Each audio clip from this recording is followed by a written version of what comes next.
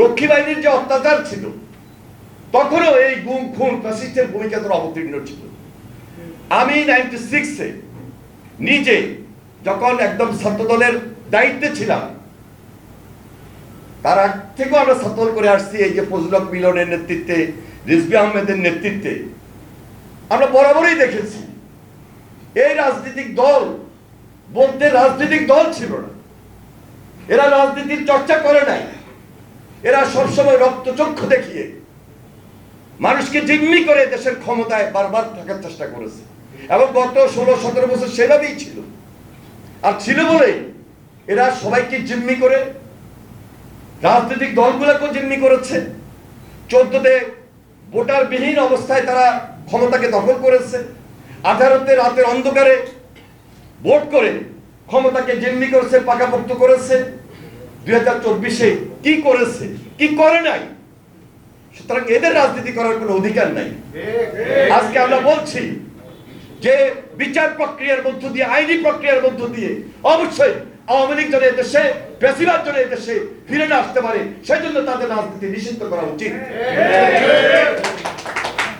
এরা হেলিকপ্টার থেকে শুধু গুলি করেই ছাত্র হত্যা করে শেষ ক্ষান্ত হয় নাই।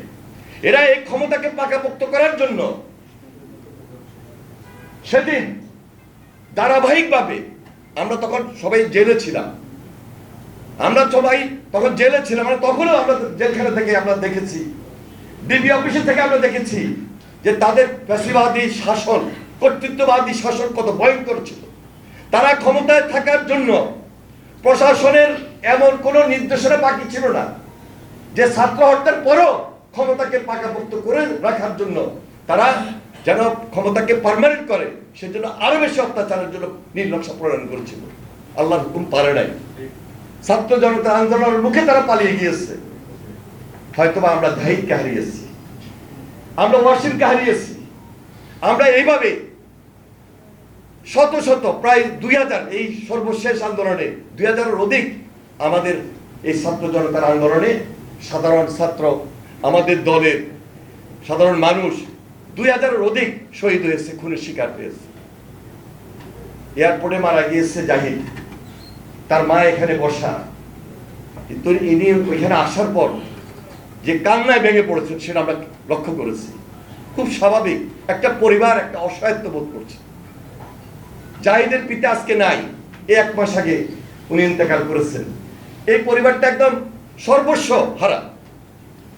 ওনার ছোট ছেলে, জাহিদের ছোট ভাই, শহীদ জাহিদের ছোট ভাই, শহীদ জাহিদের ছোট ভাই জিসান আজকে ক্যান্সার আক্রান্ত। হয়তোবা আমরা পাশে দাঁড়িয়েছি, আমাদের ভারপ্রাপ্ত চেয়ারম্যান পাশে দাঁড়িয়েছে। জানি না আল্লাহ কতটুকু ওনাদেরকে মনোবল দিবে, সাহস দিবে, তবে আমরা চেষ্টা করছি। দেশের নেত্রী বেগম খালেদা জিয়া সবসময় মানবিকতাকে প্রাধান্য দিয়েছেন। তারেক রহমান সেল গঠন করে মানবিকভাবে আজকে মানুষের পাশে, এই অসহায় পরিবারগুলোর পাশে দাঁড়িয়ে রাজনীতির পাশে আরো যে আমাদের দায়িত্ব আছে, রাজনীতির বাইরে আমাদের যে করণীয় আছে, সেই জিনিসটা আজকে তিনি প্রমাণ করেছেন ওনার রাজনীতির মধ্যে। তাকেই বলে রাজনীতিক নেতা, তাকেই বলে মানবিক নেতা। This is Tarek Rahman. শহীদ রাষ্ট্রপতি জিয়া রহমান উদার মনের নেতা ছিলেন বলেই গণমানুষের দল ছিল বিএনপি। আজকে সেই রাজনীতি আজকে তারেক রহমানের বক্তব্যের মধ্যে ফুটে এসেছে, কাজের মধ্যে ফুটে এসেছে। আমরা বিএনপির মাধ্যমে, আমরা বিএনপি পরিবারের মাধ্যমে আমরা চাই আগামী দিনে এই বাংলাদেশে একটা সুশাসন প্রতিষ্ঠা করার জন্য।